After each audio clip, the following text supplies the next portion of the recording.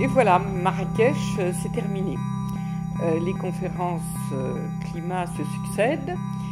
Celle-ci était particulièrement importante puisque c'est l'année où est mise en œuvre l'accord de Paris.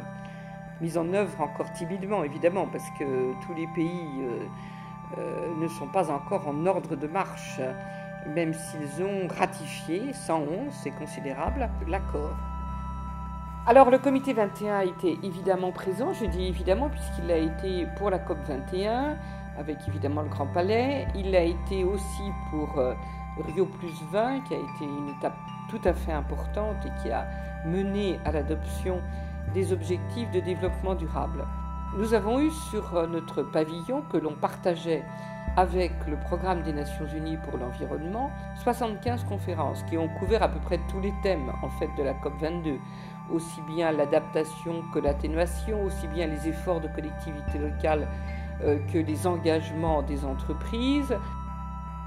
Le président de la République, dans une cohue invraisemblable, est venu saluer les efforts du comité 21, pour la troisième fois d'ailleurs depuis qu'il est président, et ça a été évidemment pour tous une reconnaissance de l'effort accompli.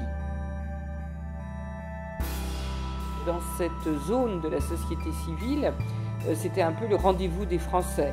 L'autre rendez-vous était le pavillon officiel, mais j'ose dire peut-être nous étions un peu plus chaleureux. Nous avons aussi organisé ce colloque Guérépet pour la deuxième édition. La première s'est passée au Grand Palais. Et là, il faut vraiment saluer l'engagement des ministères auprès de nous, engagement du ministère des Affaires étrangères, engagement de la Défense et puis surtout engagement des Marocains et engagement de grands spécialistes de ces questions qui ont ouvert un regard aussi bien sur les questions juridiques que sur les questions sociologiques et qui ont peut-être pour cette session plus parlé de la paix, comment on fabrique la paix, que de la guerre, les conflits qui peuvent être amenés par les problèmes du réchauffement climatique avec évidemment les réfugiés, l'eau, les conflits de frontières naturelles et pas de frontières institutionnelles. L'ensemble a fait une belle conférence.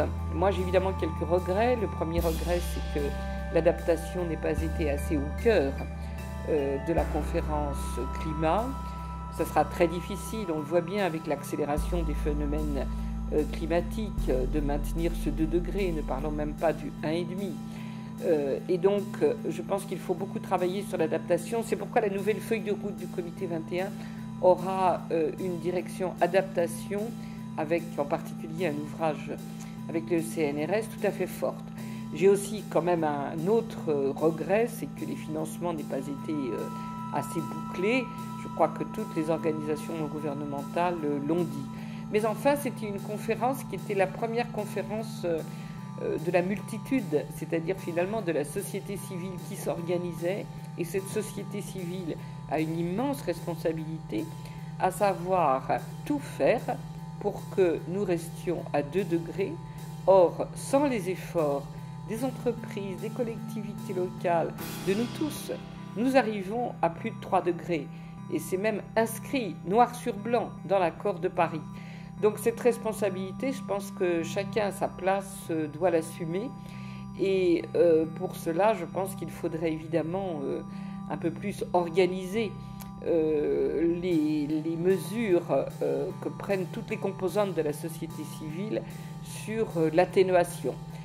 Finalement, ce que j'avais appelé l'année dernière la RSC, la responsabilité sociale climatique, est encore plus à l'ordre du jour qu'à la COP 21.